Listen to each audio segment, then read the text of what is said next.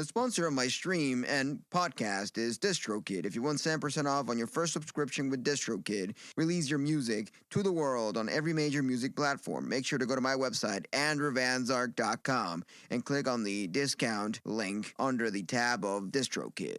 The information on this podcast is my opinion and some internet research. Attention Sarkarians, embark on a cosmic journey at www.andrewvanzark.com, saving by clicking on our affiliate tab. Discounts await. Your click not only unlocks deals, but supports the beats and discussions of these stellar radio stations. At Galactic ChatWave Radio. Join the Sith and let the unlimited power of the discounts await you in the shopping. And for you musicians to get a discount on DistroKid, www.andrewvanzark.com, your portal to savings. May the discounts be with you. What is thy bidding, my master? Listen on www.andrewvanzark.com or the official Galactic ChatWave Radio app. ChatWave Radio. Hosted by Andrew Van Zark. You're fulfilling your destiny. Why not Puerto Rico? You're listening to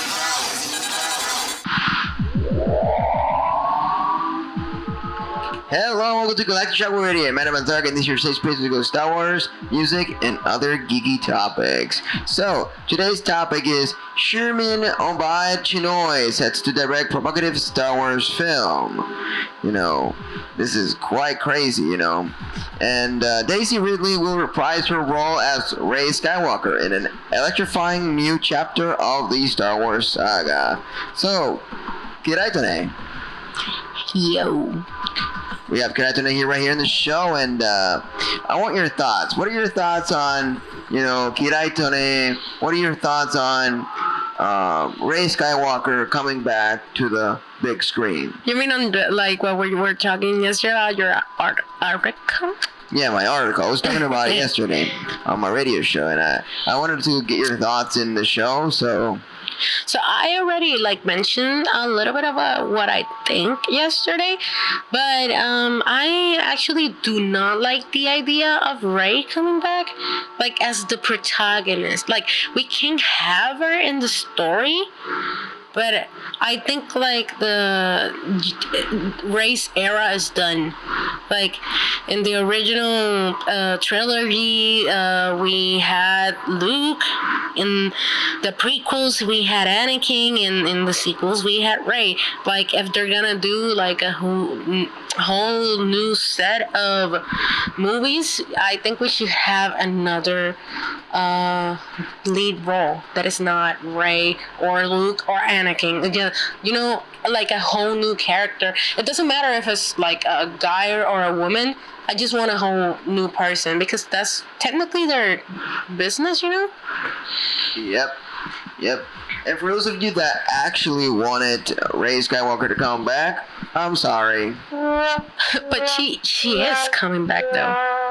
Apparently so. We're gonna have some more Daisy Ridley on Star Wars, and But can you go more in depth of what she is going to do in this upcoming project, if they have talked about it a little bit? So after the sequel trilogy ended, audiences with her portrayal were left, with mixed emotions, and now Ridley gears up to immerse herself once again in the iconic character's narrative, with this sparking discussion among fans, and enthusiasts about the uncharted territories this next chapter might explore within the Star Wars universe, and what Sharmeen Obaid-Chinoy has for the galaxy far, far away, it's kind of odd, and the thing is that, what are we to expect from this? While plot specific remains shrouded in secrecy, whispers from the galaxy suggest that this upcoming film shall unravel previously untold aspects of Rey's life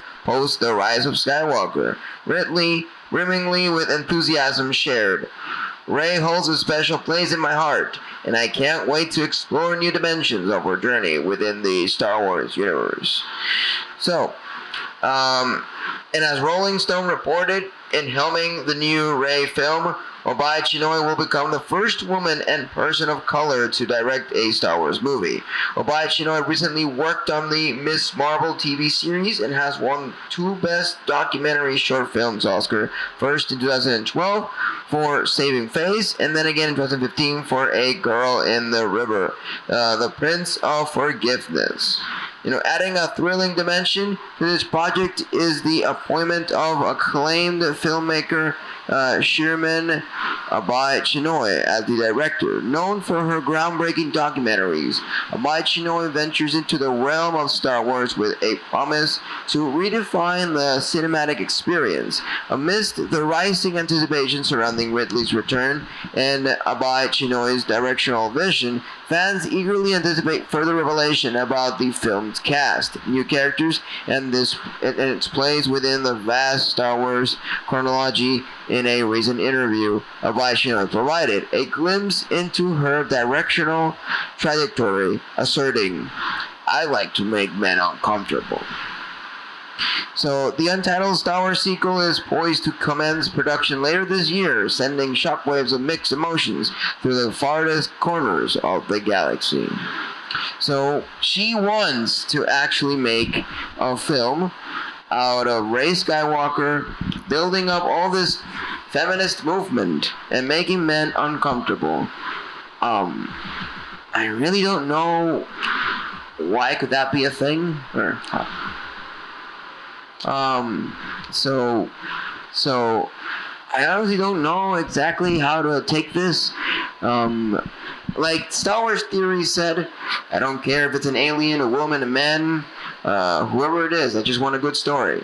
And I think that's a great thing, we just want a good story from Star Wars, Later on, I'll try to put the interview so you guys can hear it, and we can give ourselves some thoughts out of that. So, yeah, you showed me the interview yesterday, and who was his name again? The guy? No, it's a girl, and it's Sharmeen Obaid-Chinoy. No, the guy that we saw yesterday that said, I just don't... Oh, he's Star Wars, his YouTube is called Star Wars Theory, and I don't really know his name, but I call him the Theory guy, because he's Star Wars Theory. Yeah, you showed me both videos, and you said both have, hate. Because, first of all, her comment, I like to make men uncomfortable. I mean, don't we all? But, you should not make a movie trying to make anybody uncomfortable, I get that she wasn't trying to say anything bad, because it's like I said to Andre yesterday, how do you make a man uncomfortable?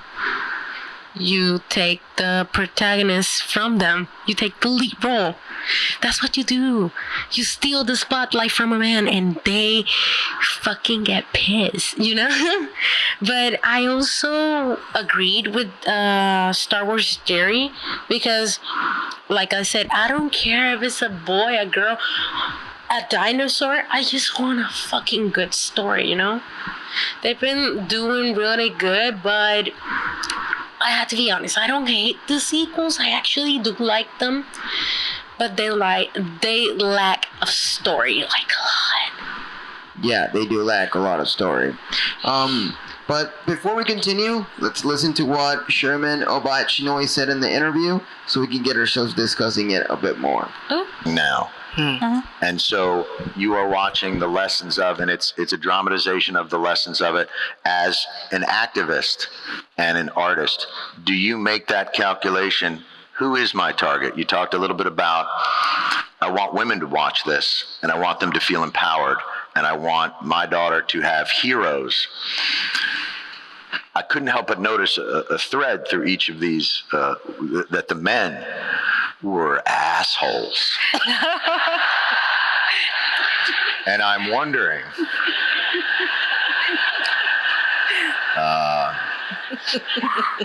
as one of them,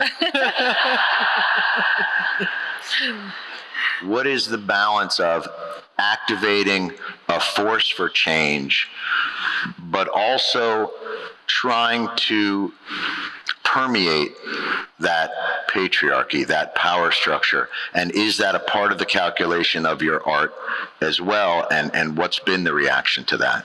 Oh, absolutely. I like to make men uncomfortable. I enjoy making men uncomfortable. Not you, just not you. Not you. Point taken. But, it is important to be able to look into the eyes of a man and say, I am here, and recognize that. And recognize that I am working to bring something that makes you uncomfortable, and it should make you uncomfortable because you need to change your attitude. And it's only when you're uncomfortable, when you're shifty, when you have to have difficult conversations that you will perhaps look at yourself in the mirror and not like the reflection. And then say, maybe there is something wrong with the way I think, or maybe there is something wrong with the way I am addressing this issue. All right, so that's exactly what Sharmeen Obaid-Chinoy said on the interview. And, actually hearing it a bunch of times, I have a different perspective every time I listen to that interview. And I think what she's trying to say that it's not men in general, because if you see in the interview, she says to the interviewer, not you, men. So I think, as Kiraito-ne was telling me while listening to the interview once more again here in the show, I think she's trying to make jerks uncomfortable. Any man that diminishs women. Exactly. Like she said, like men in general, like yes, you should feel uncomfortable because you should know that I'm working hard to do this project and blah blah blah. Like for you to finally accept that women have worked, because not because we don't have a what between our legs doesn't mean we're not capable of doing awesome things. Acting, directing, being a Jedi. Like women can be lots of things. And I get the woke agenda that everybody's talking about, but then again, prior to this, even in Disney movies where the princess was like the protagonist, the man took all the credit. No, a big strong man came and saved her. Isn't this Snow White? What did the prince do in Snow White? Isn't this Tango, the story about Rapunzel? What did Eugene do? Make her escape to trick her and steal a crown? Like they give men so much credit for doing stuff, and they do stuff like on accident. They don't even intend to do something good. Like, do you think the prince from Snow White thought, maybe if I kiss her, I can actually wake her up? No, that motherfucker was horny. Yeah, pretty sure he was like, oh, I like that. In the original story, he doesn't wake her up from a kiss. He wakes her up having sex with her. I think, or is it that Sleeping Beauty? Mm-hmm. Oh dear God. Mm-hmm. But I'm getting a little bit sidetracked with this. Like, what I'm trying to say is, like, I understand why some people say that comment is wrong, and we're gonna use like a bit of Star Wars theory to like explain what I'm trying to say right now. But I also do understand, and as a woman, I do understand what she's trying to say, because sometimes we try to do stuff and men are like, oh, but you're a girl and this and that, and you talk about, no, girl power. What the girl do? If they go to war, they're gonna break a nail. If they do this, they're gonna do that. Like, they steal the credit from women multiple times. And sometimes when we do get mad about those comments, they don't, accept the consequences of their actions, and they're like, why are you mad? Are you on your period? Alright, so now I'm gonna play Star Wars Theory's video that we mentioned earlier, and we can get things flowing from this point in time, and let's discuss a little bit what Star Wars Theory had to say based on everything that we've been talking on the show here in Galactic ChatWave Radio.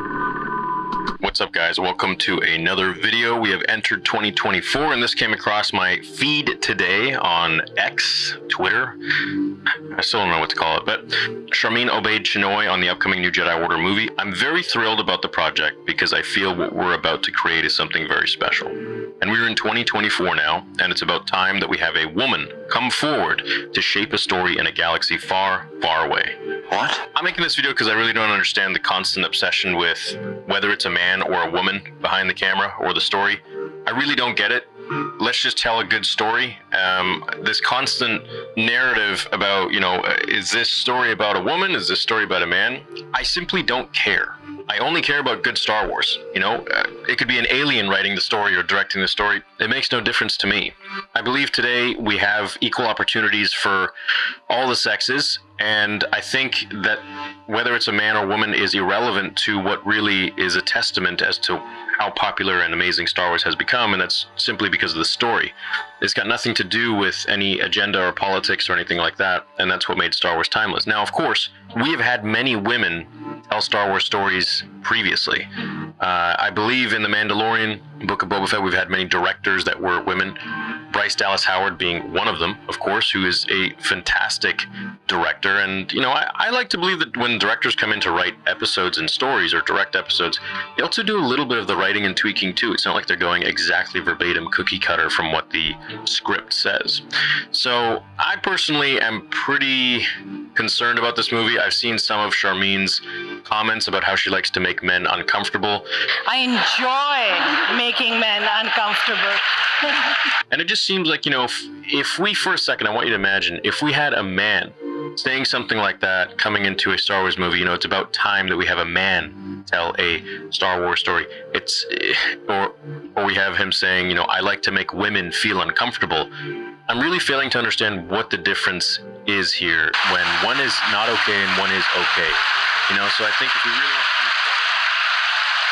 All right, so that's the thoughts of Star Wars theory with all that has to do with Sharmeen Obaid-Chinoy. I don't know if I'm pronouncing her name correctly, but yeah, the thing is that I agree. Star Wars is all about good storytelling and good stories. It doesn't matter who does the directing or production or anything, or the writing. We do love Dave Filoni. I love Dave Filoni and Jon Favreau.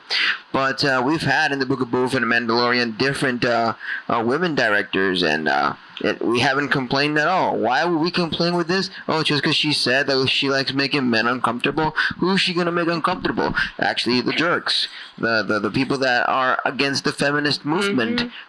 People that like to demeanor women. Those are the ones that are going to feel uncomfortable, No, and it's like I said, he gave the example of, what if it was a man saying it? But what do men do to make women feel uncomfortable?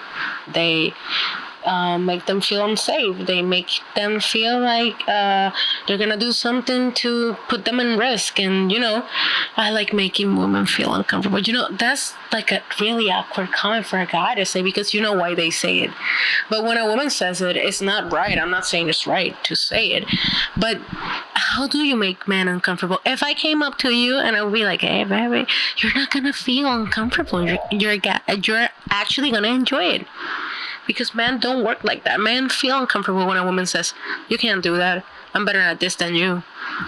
It makes them feel, small dick energy, if you know what I mean. Oh, for sure. Men that are demeanor, they are like, "Oh, no, don't do that. That makes me feel like I have a small dick energy," And men, society is weird in many shapes and form. I don't understand, because I woke up yesterday. It was yesterday that I woke up to this news, and I was like, why is it trending? Why is Star Wars trending again on X or Twitter or whatever you want to call it? And I started researching, and I was like, so Sharmeen is wanting to make men uncomfortable through feminist stuff, and I don't think this whole woke agenda shit. I don't believe they're doing this, because let's be honest, we had Forces of Destiny, and in Forces of Destiny, I did not feel at all that agenda that most fans were saying. I'm like, why can't women have the spotlight sometimes? It's like in Marvel. Every time a woman takes the spotlight, excluding WandaVision, that's a whole other story for another day. Wanda Maximo. Yeah, exactly. Maximoff, algo así. Something like that. Yeah. So the thing is that we had sometimes a female protagonist on Marvel, and men were like, "Duh, this sucks. I hate this. Look at this women agenda." Same thing happened when they did a Wonder Woman in DC. They were like, "Oh, women power with the Amazonians and shit. Wonder Woman's fine, but why the Amazonians have to be so woke?" And I'm like, And I kind of agree with that because, okay, it's not that I don't like seeing girl power. I hate seeing girl power just when there's no men around. You know, women can be strong without excluding men. And like, yes, they kind of... and vice versa. Men can be strong without excluding women. Yeah. But my point is like, let me use, I think it's Endgame. No, it's not Endgame. It's Infinity War, I think it is. Yeah? No, the one where it's Endgame. They have like this whole girl power scene when they save Spider-Man. Right. And they're technically doing what I'm telling you. Like, they're not excluding men to make women feel like they're stronger just because there's no man around. Like, what are you trying to say? That women only power when there's not men around? Like, I have men around me all the time. And if I have to be strong, I'm going to be strong. I'm not going to be like, oh, this man, they're going to protect me. No, and what are you going to do? Throw the little towel on the floor and be like, "Ooh, I dropped my towel. I need a man to save me and help me." If I did that, I would be screwed because I'd be like, Andre, please do something. But what am I going to do? And still, you know, we as women can't depend on men not being around to them power up. We got to power up. Either there's men or there's not. So what I do hate about all this convoluted shit is that in the new Disney movies, for example, they take the prince away. Just because, no, girl power, we can still be strong and have a boyfriend, you know? We can still do stuff and having a male figure around. But no, Disney prefers to make the male figure like the protagonist. And the movies is called, I don't know, it's called Snow White, it's called Frozen, it's called something that has to do with the princess, and they pay attention to the guy. This reminds me, we've seen Snow White in different takes, you know, in different installments. And the last installment I remember vividly from Snow White was called what? Snow White and the Hunchman. I don't remember that one. Which the actor, I don't know his name right now, the actor of Thor plays on that. He's the Hunchman. Yeah, no. And what happened in that film? Everybody was focusing on the Hunchman. And Snow White was what? Left in the back in the corner. They're like, "Hello, I exist." And they do that in every project there's a man around. I think the only project they don't do that in is Moana. Oh, Moana's a good one. But they kind of do it. Because it's like, oh, but Moana had to look for Maui.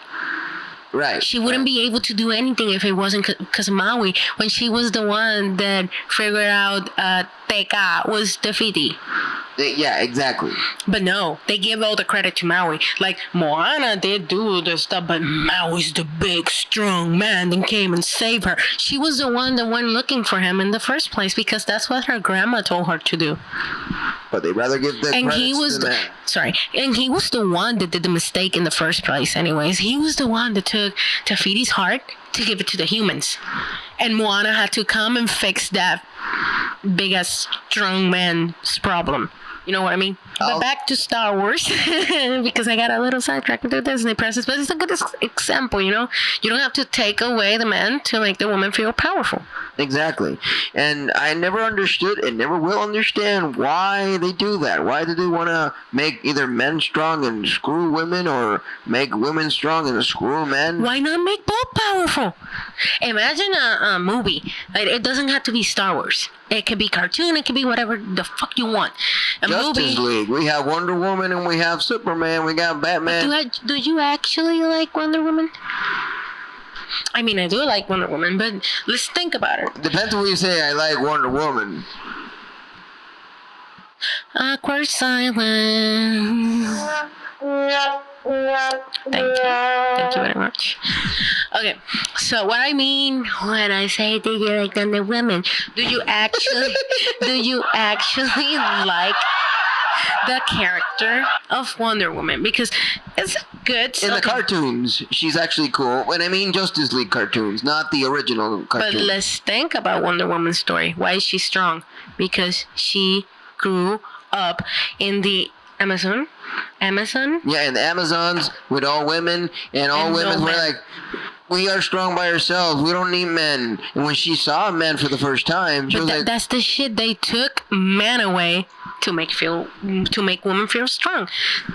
That you're just adding to my point. Like, why is she strong? Because they moved the man away and make her strong. You don't have to take men out of the picture to make women be strong. Preach what my girlfriend is saying. Kiraito-ne, yes. We don't need to take out men or women to make either one strong. They can both coexist. Exacto. I mean, exactly.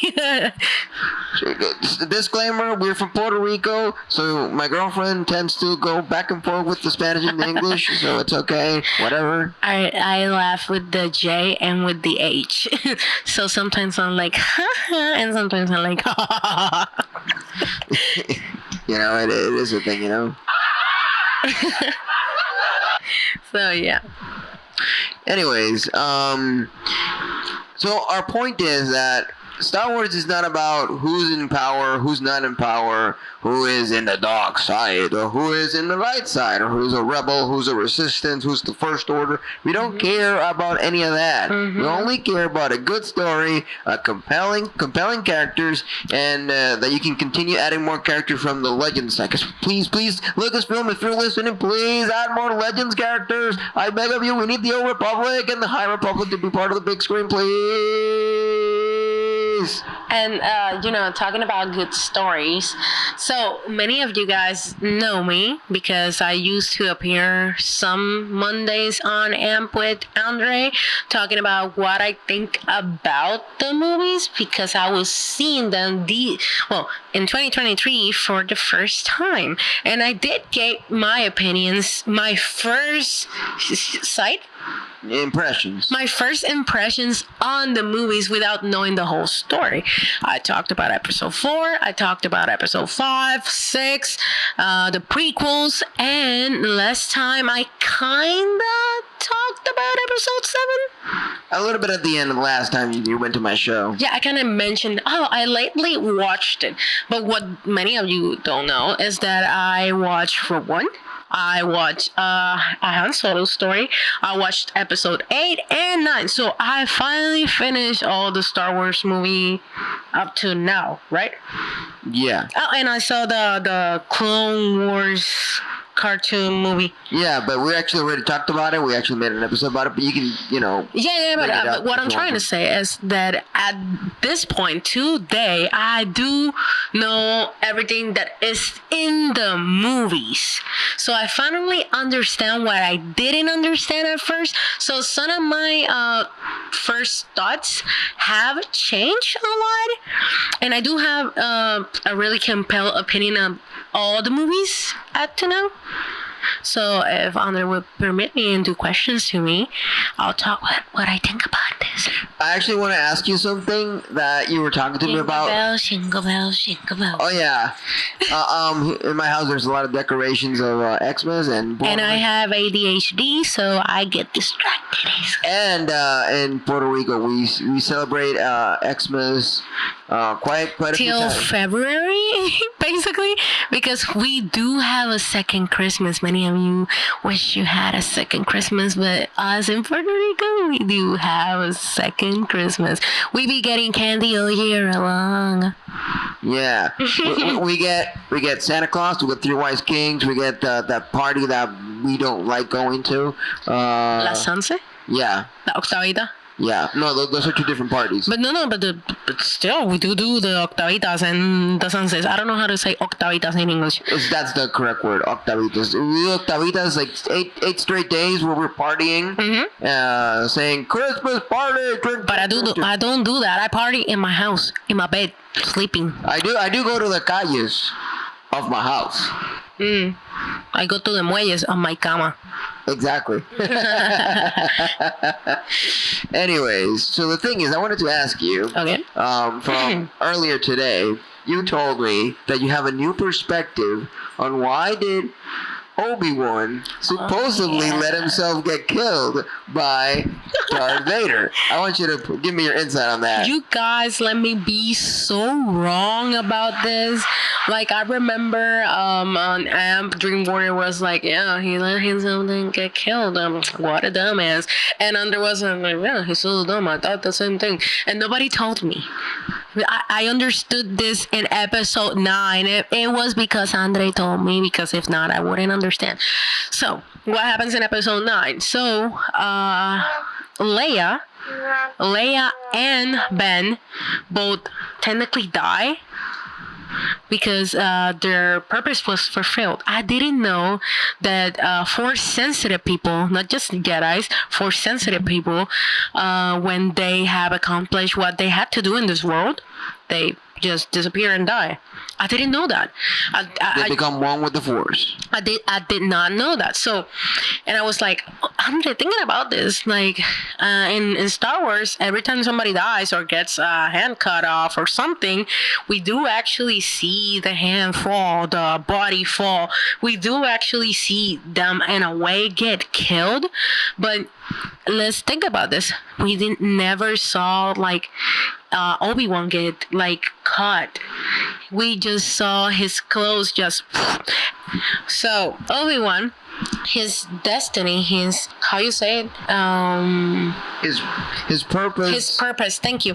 His purpose was to guide both chosen ones together. And you're probably thinking, what the fuck is Anakin is the chosen one? But if you think about it, Luke is the chosen one too.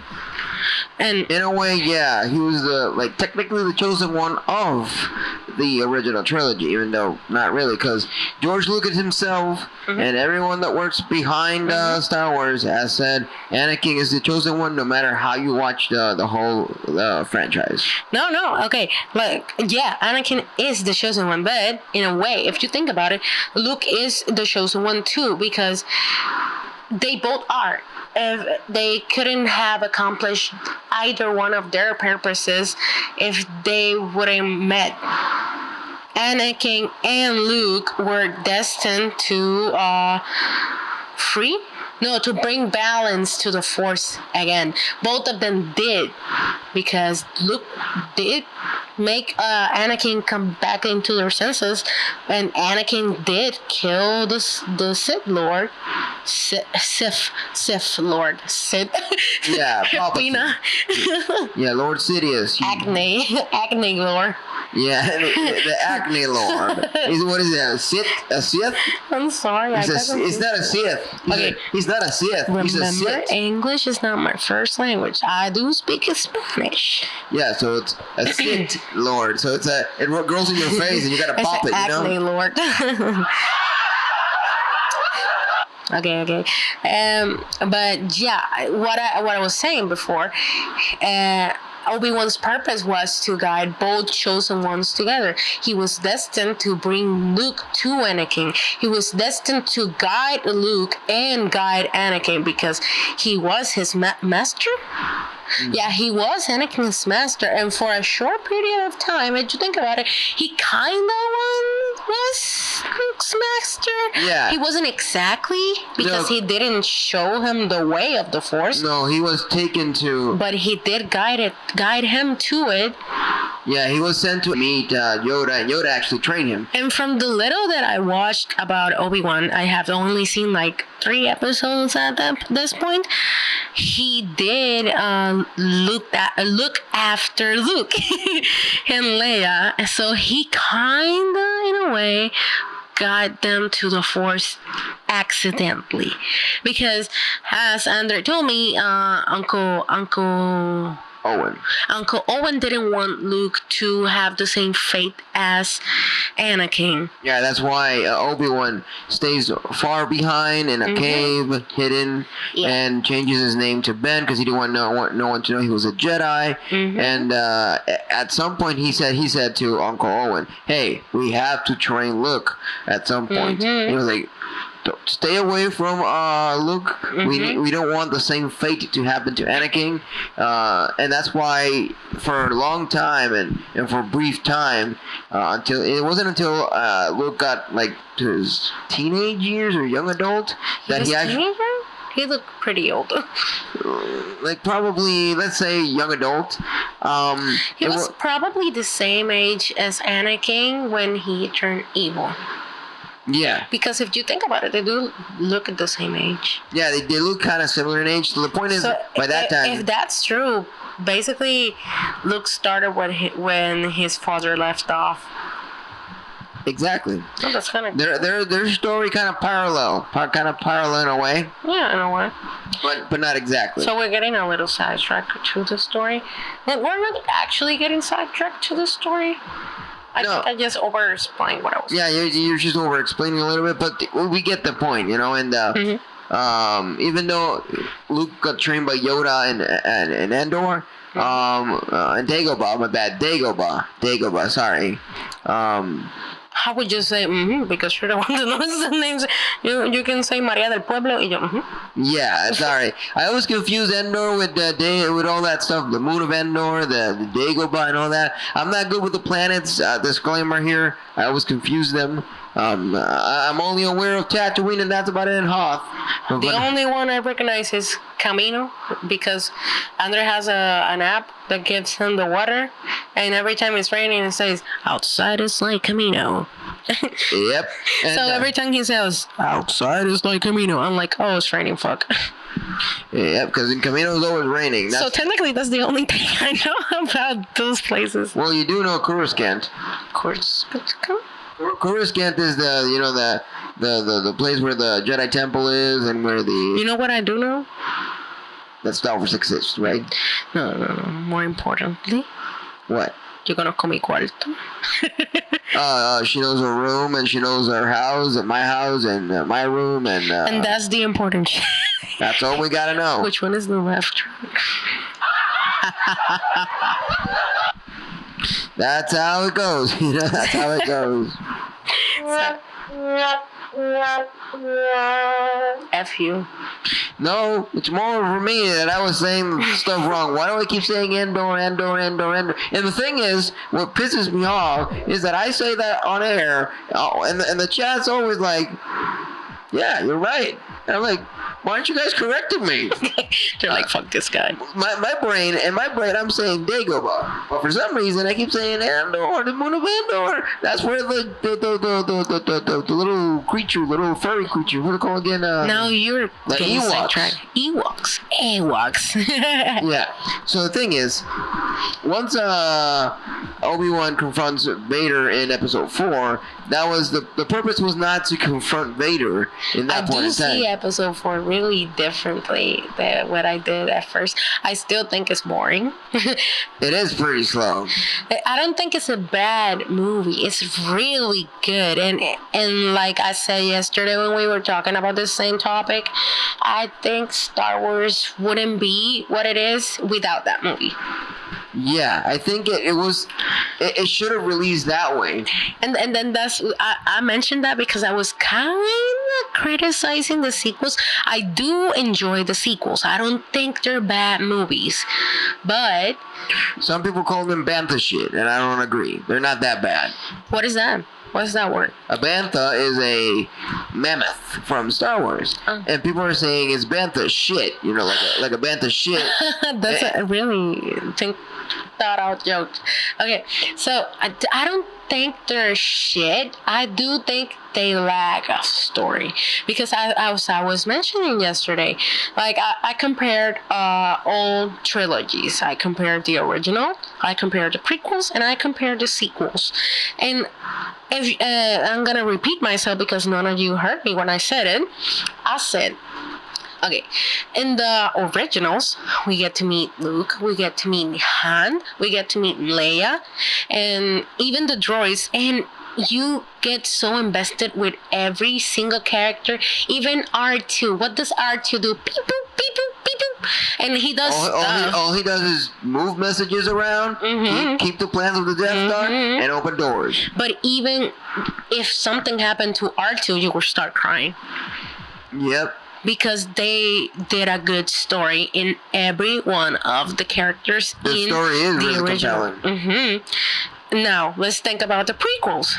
When Qui-Gon died, we had Qui-Gon for a couple of minutes on screen, and I'm pretty sure a couple of people cried when Qui-Gon died.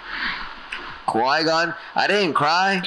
I went to a depressive state of mind for like my whole childhood. Bitch, me too. I was this close.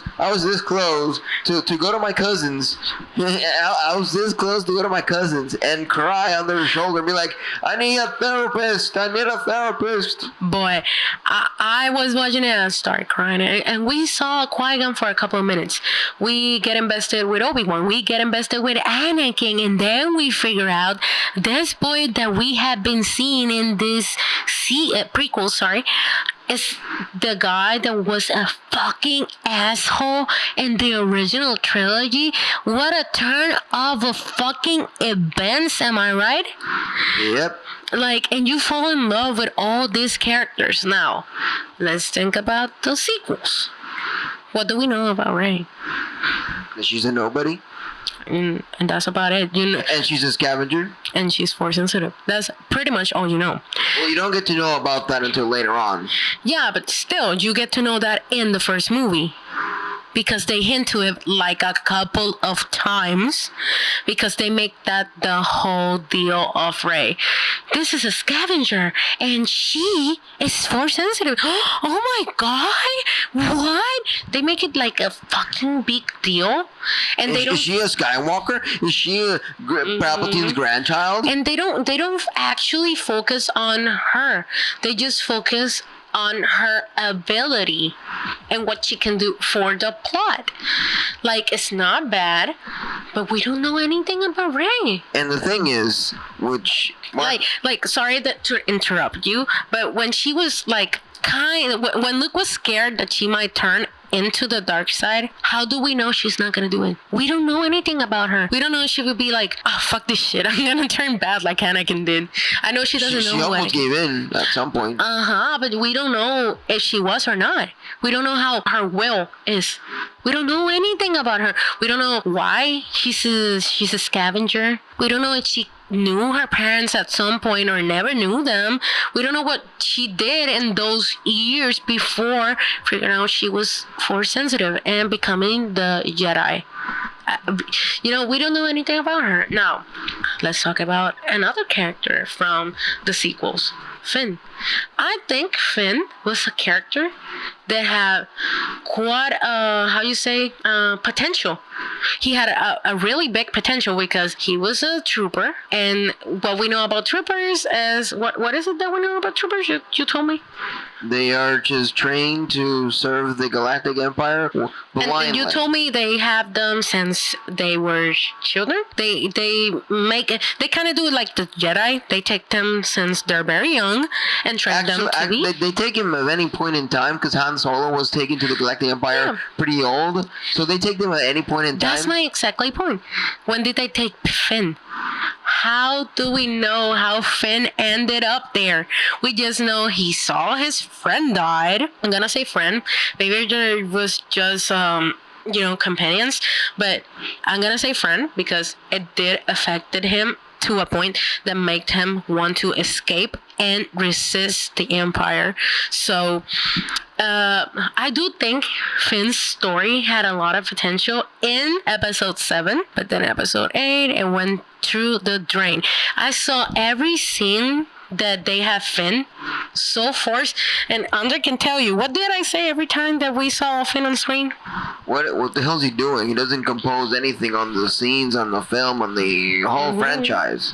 Like, as I told Andre a couple of times, the movie would still flow if we didn't have Finn. Actually, they had there was a long lost script that they never released and never used, and Finn had more potential in that script, and they should have used it though.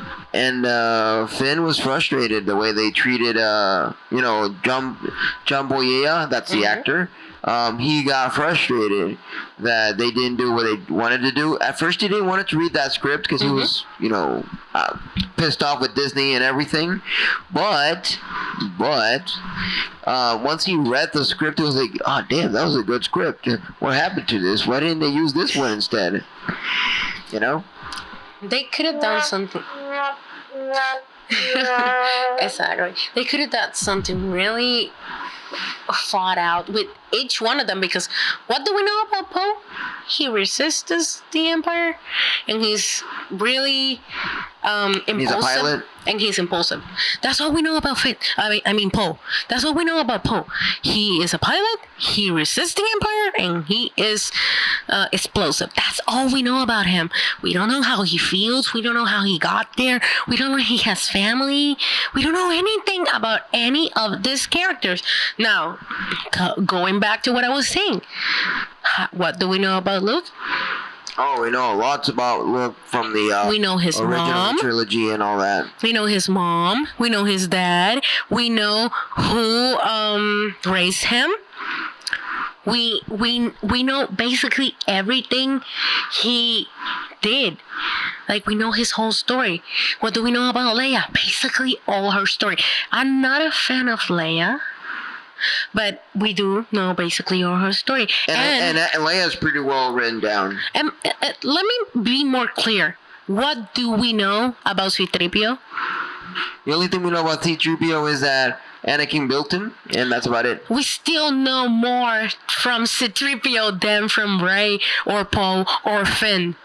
We know better C-3PO. Or that Chinese girl that's always with Poe. I mean, Finn.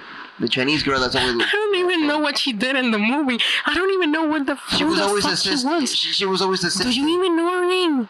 I always forget her name. She says her name, but I forget it. That's how important she is. She's not even important. Well, not to us. Somebody has her as the favorite character. Sorry, but we do not think she's necessary in the plot. But I do have to point this out. Even though we know a lot from Luke and all that kind of stuff, and we have invested ourselves into Luke Skywalker, Mark Hamill himself said, this character is completely forced in the sequel. We don't need any more Luke Skywalker. And Last Jedi was a bunch of baloney, and it was a waste of time, and they didn't work correctly with Luke Skywalker. They didn't work correctly with it. I do admit that, but I don't think he's not necessary. Because who the fuck would a guy ride? Leia? Come on. I know she's force sensitive, but we only see Naima Fee flying. Mary Poppins. I was gonna say that. Leia or Mary Poppins, because god damn it. That was the worst way to show us that she was force sensitive. Was she supposed to guide Rey? Because well, we do know that when she grabs the lightsaber, Rey, she has flashbacks, and lots of the flashbacks were from Leia. I don't know, I just don't feel like I don't like Leia. I do like all woman Leia. I don't know why. That's the only form of Leia I do like and make me cry. But baby Leia, I hated baby Leia. Little kid Leia, I've been hating her. Leia, as from the originals, I hate her. A woman Leia, I kind of like her. I like her story. She was more compelling. I think it's because of the suffering they gave her. But I do like Leia on Empire Strikes Back. I'm not much of a fan in Return of the Jedi, even though I like the interaction she has with Luke and telling him about her mom and father. You're talking about the movie. She's a whore, sex worker. Yeah, but I'm talking about... You're saying it because of the fucking thing? No, I'm saying it because I like how she starts talking about... Where's the knife?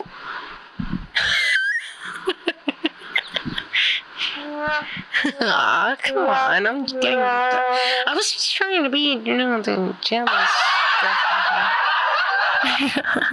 We're all having fun here. But what I'm trying to say is that I like how she interacts with Luke Skywalker and how she tells him about her mother and that she was a beautiful woman. Oh, what do you mean? What do you mean when she lied? When she lied about meeting her mom? Oh yes, I do know my mother. She was a really beautiful one, but sad. But you don't even know your fucking mom. Yeah, but now that we have Obi-Wan Kenobi series, we know that Obi-Wan at some point when they were in the truck, they actually talk about. But she's still lying. Sorry to interrupt you. No, it's okay. But yeah, she's technically lying because the way she puts it out.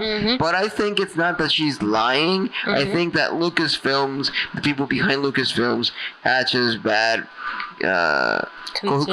continuity and continuation. Yeah, I think they didn't have that thought out yet, so they just gave her that that line.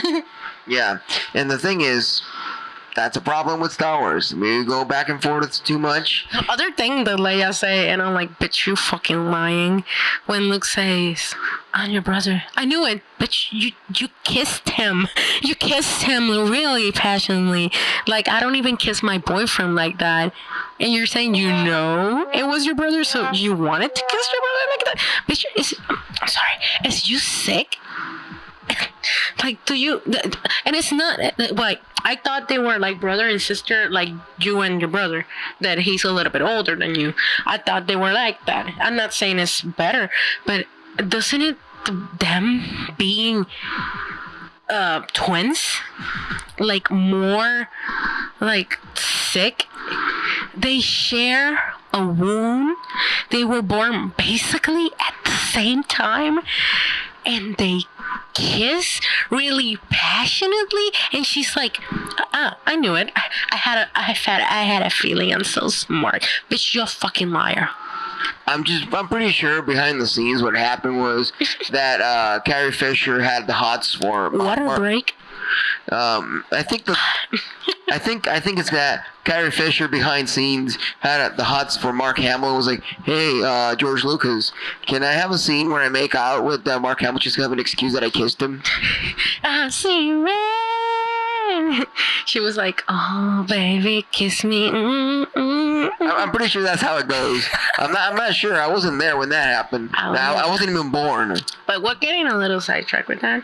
Yeah. Like what I was saying before you started like mentioning you did like that. I'm saying like we know more about the story of Leia, Han, Luke, Qui-Gon, Obi-Wan. We know a lot about Obi-Wan, let's be honest. We know a lot about Anakin. We don't know anything about Rey or Poe or Finn. We don't know anything.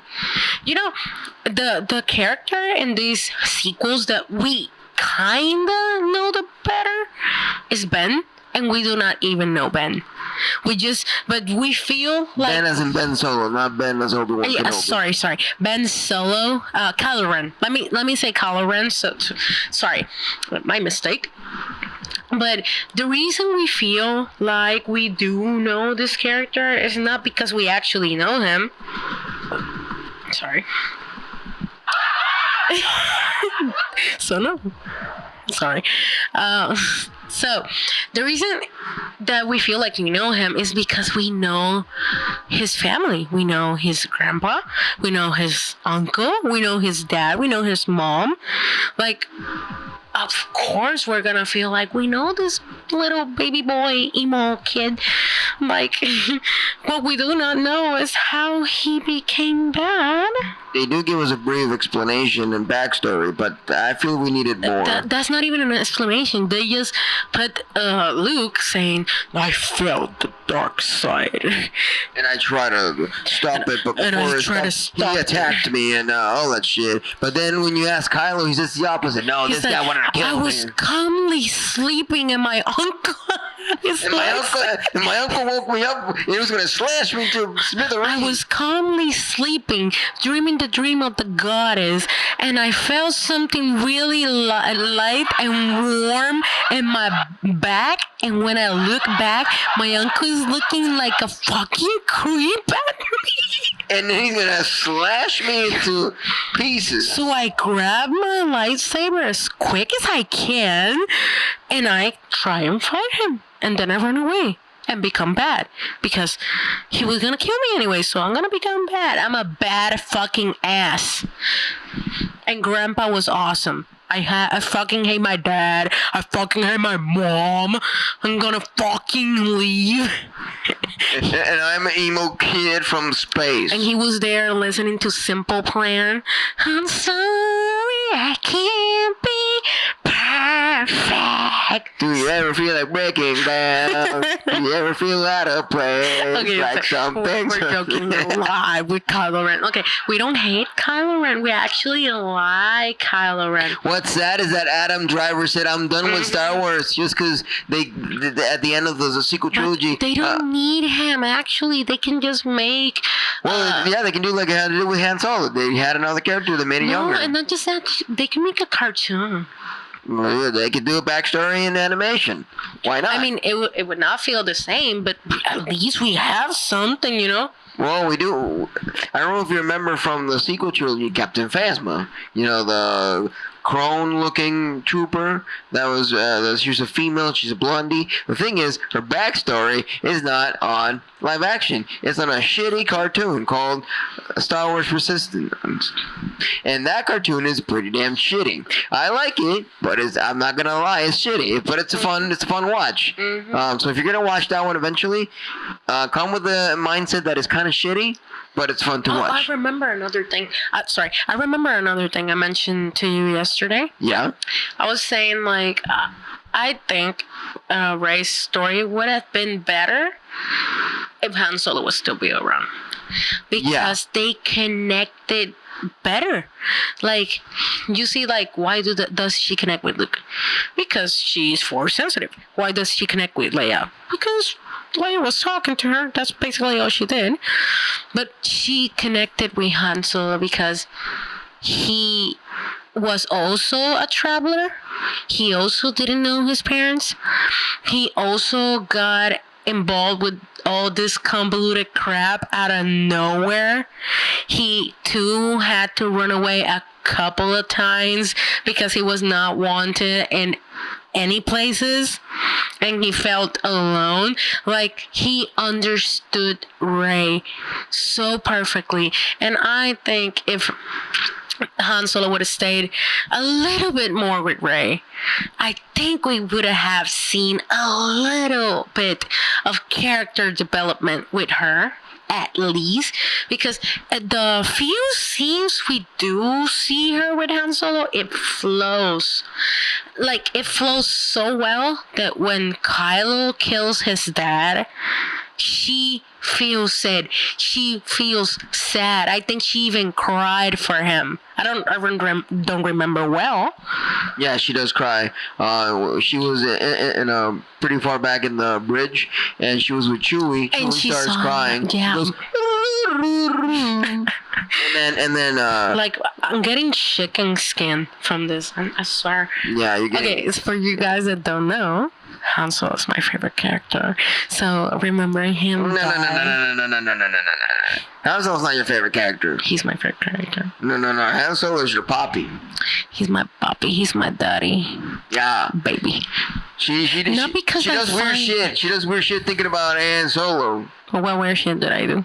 I don't know. You're the one that knows. I don't know what's in your. I don't know what's in your head. There's a few people that don't know this, but Andre mixed up the fucking weird story that I see Han Solo and I'm like, Han Solo, and I'm just like, I like the character. Don't lie. If I looked like Han Solo and I had a gun I don't like how Han Solo looks. I don't find him attractive. What I do find attractive is his Han Solo's not attractive because of his physique. He's attractive because he's cocky. His personality, yeah. But you don't have Han Solo's personality and you're still That's attractive. what I'm saying. But if I had the... Never mind. Never mind. So I made them shut up. But like I do like Han Solo a lot, and I'm not just saying it because he's my favorite character. I'm saying like Han Solo's well written. Han Solo is well written. Like a lot of Star Wars fans do love Han Solo. Like as Andre said, my first language is Spanish because I'm from Puerto Rico, and I follow this comedian. He's from Mexico.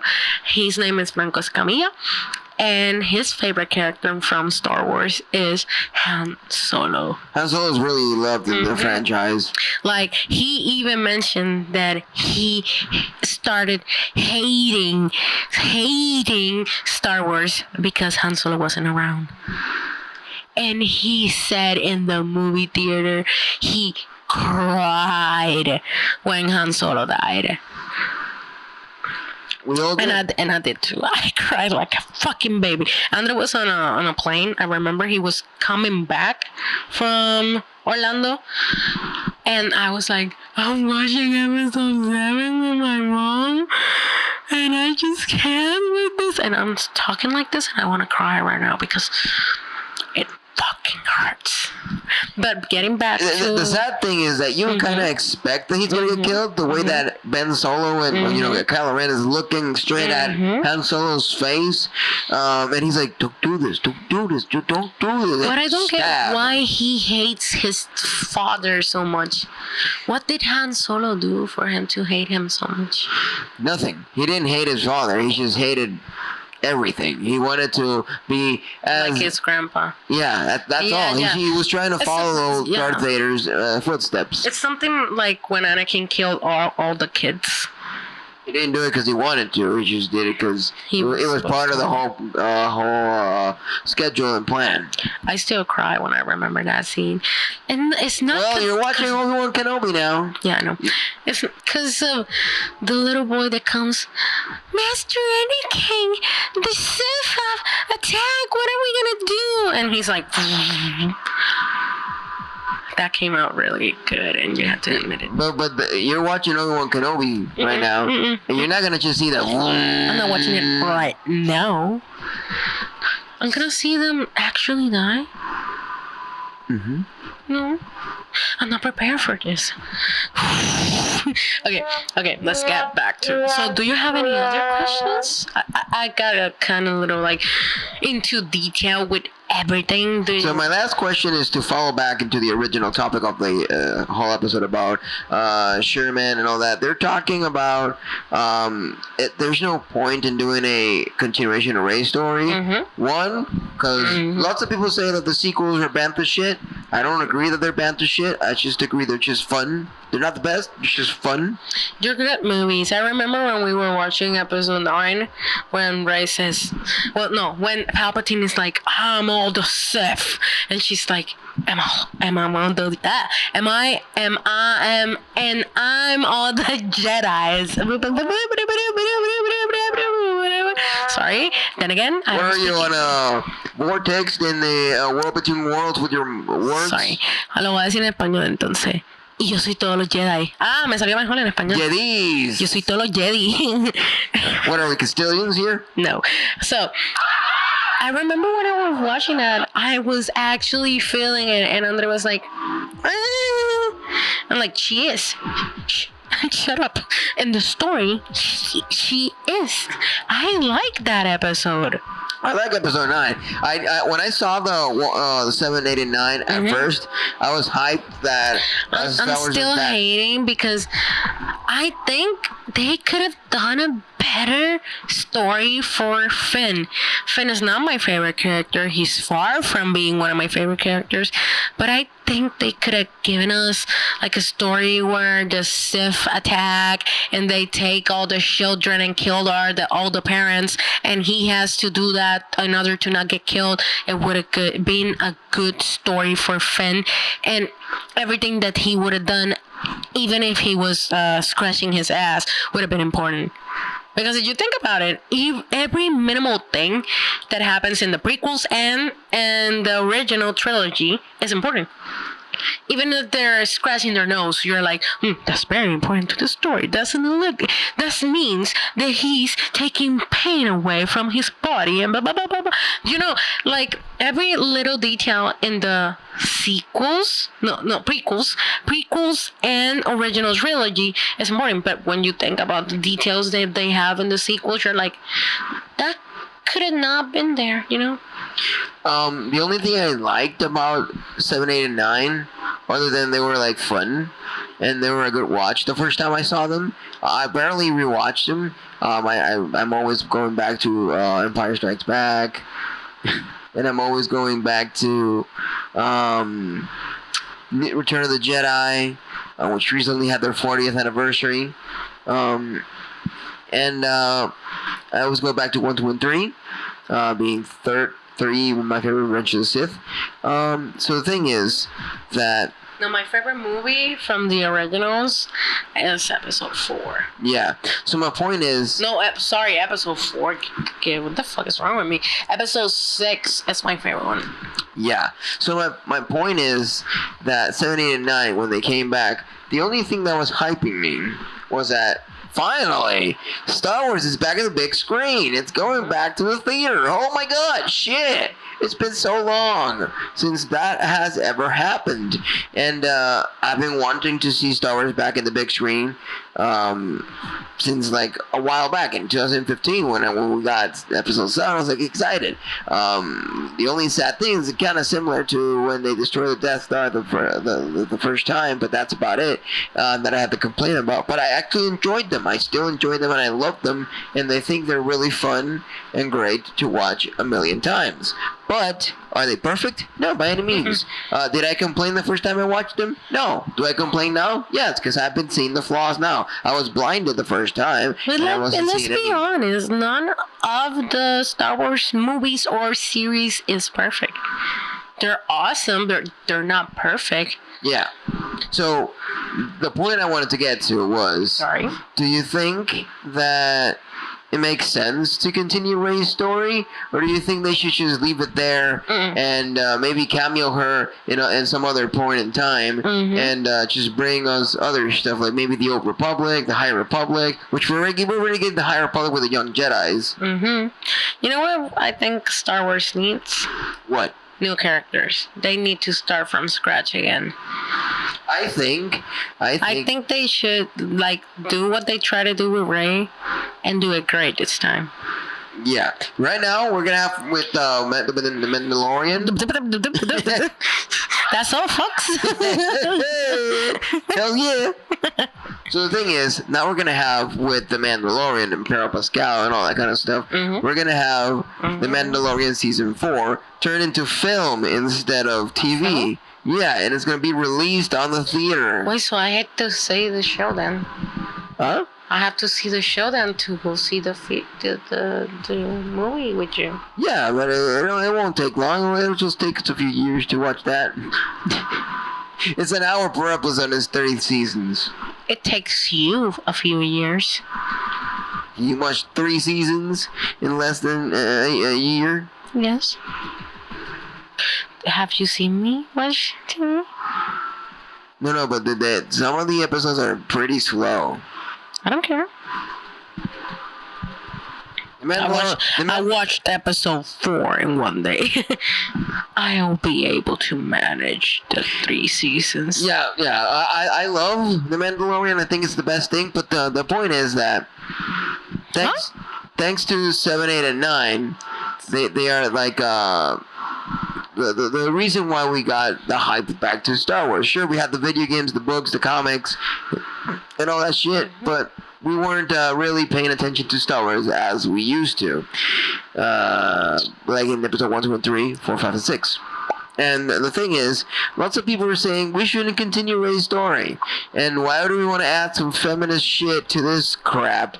And I'm like, I don't know. They do whatever they want to do, you know. But we're gonna have Pedro Pascal probably in the theater with the Mandalorian. He said he would do the movie. I thought he was not gonna come back to do the movie. No, the thing is that he has lots of projects like Last of Us and all that and stuff. he said I can't do a series, but I can do a movie. No, he said I can still record with you guys and be part of the production, but I want you to give us minimal scenes for me because I don't have too much time. Like the Last of Us is taking too much time. That doesn't make sense because the whole point of the Mandalorian is having that character. Once you see season 3, you'll understand that he's not that important to make He's up.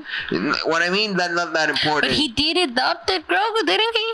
Yeah, but the thing is. Okay, no, I cannot. I'm sorry, I can't hear it.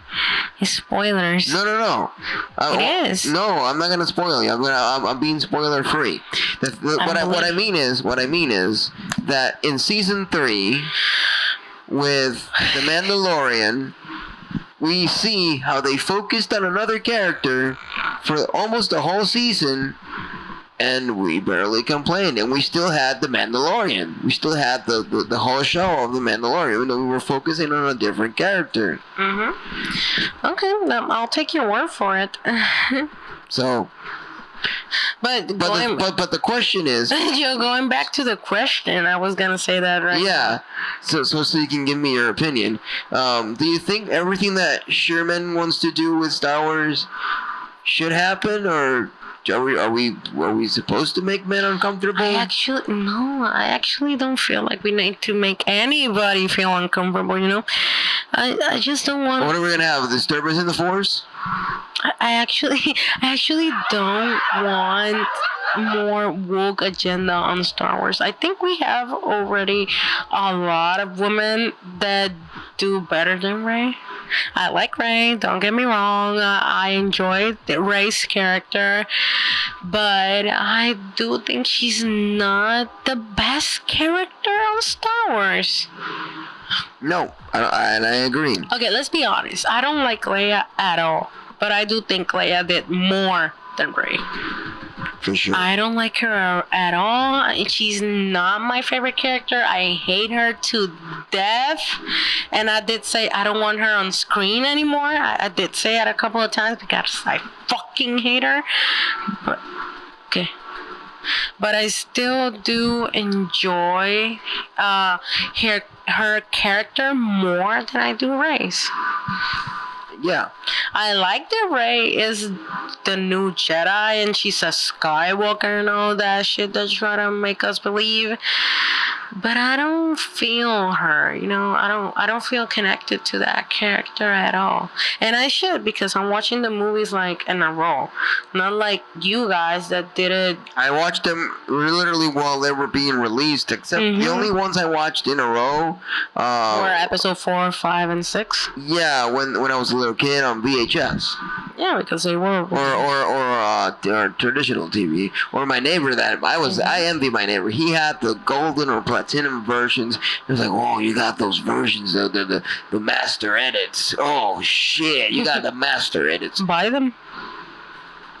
Expensive as shit. How much? I have no idea. Oh, you know they're expensive. Because they're limited edition, collector's edition, not printed anymore. But buy them from him. How do we know if he still has them? He's a fucking idiot if he doesn't have them anymore. Because they're limited fucking edition. Question, why are we whispering? I don't know, because it sounds cool. So, going back to that shit, the thing is that I feel that everything that we're going into with Star Wars right now is weird. I like that we're gonna have new shows in 2023 later this year. We're looking forward to our new shows. Yeah, it's Acolyte and Skeleton Crew. We're gonna have those pretty soon. Okay, don't get us wrong. We do want more Star Wars. We always want more Star Wars. What we don't want is the same fucking shit that has been happening for how long? I don't know. 5 years. 5 years? Are you sure? Almost a decade now. Because almost a decade. Because next year will be a decade since Episode 7. Really? Yeah, and it came out in 2015. Damn. But it has been happening way before Episode 7, right? What do you mean? Like, Star Wars, like, kind of falling into some of the shows.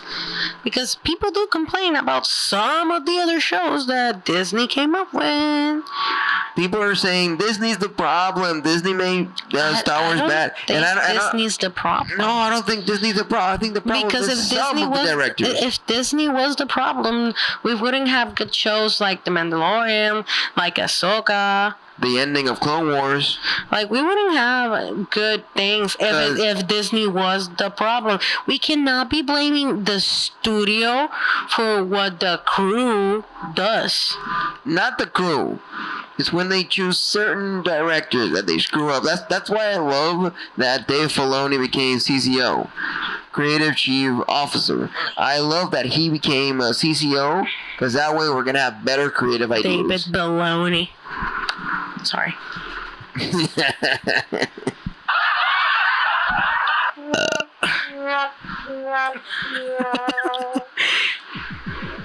So those are our thoughts when it comes to Star Wars so far. I've been loving the series so far. For me, the highlight point has been Ahsoka, even though I love the Book of Boba Fett and Mandalorian. But I do think that Ahsoka is what Star Wars should be this whole time.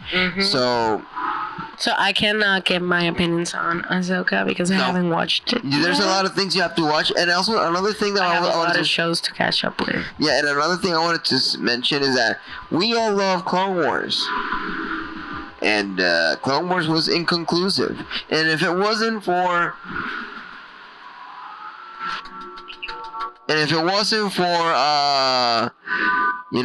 Disney, we would have not have had the ending of Clone Wars at all. So, is Disney to blame? No, I think to blame it's not even the crew itself. It's certain directors that don't know how to work around Star Wars. For sure. That's how it goes. And, I do think that it's not the way that it should be. People's blaming Disney all the way for all this shit. Certain directors, like right now, what are we complaining about? We're not complaining about Disney. We're complaining of a certain director that wants to direct the latest installment of Star Wars for the theater with the new of Rey Skywalker's films. So, it's not Disney the problem. It's certain directors that are just ruining the whole franchise in a way. It's declining. I saw a post on Facebook recently that said, "What's your favorite thing about Star Wars in 2023?" Oh, that I moved on from Star Wars and I'm not doing anything with Star Wars anymore. And I'm like, oh, ouch. That's a big blow, a low blow for Star Wars, and that is sad. So I do think, and if you want to know my thoughts a little bit more and the whole story, you can check out my newspaper on my website, andrewazar.com/news, and you'll get yourself flowing with that as much as possible. So thank you for listening. Thank you for being here. Thank you for being awesome. I'm Andrew Zark. This is Galactic ChatWave Radio. With your guest here, Kiraito-ne. Hell yeah. So let's get it flowing. Let's get it running. And may the force be with you. And I'll catch you on the flip side. Adios, amigos. Bye-bye. Sayonara. Let's roll that outro. Unleash your creativity with 30% off an annual Skillshare membership. Explore classes on art, film, instrument learning, video game scoring, music mixing, and much more. Join Skillshare today and dive into your creative passions. Link on screen or www.enterprisearc.com/discount. Galactic ChatWave Radio. Hosted by Andrew Van Zark. Now you're listening with power.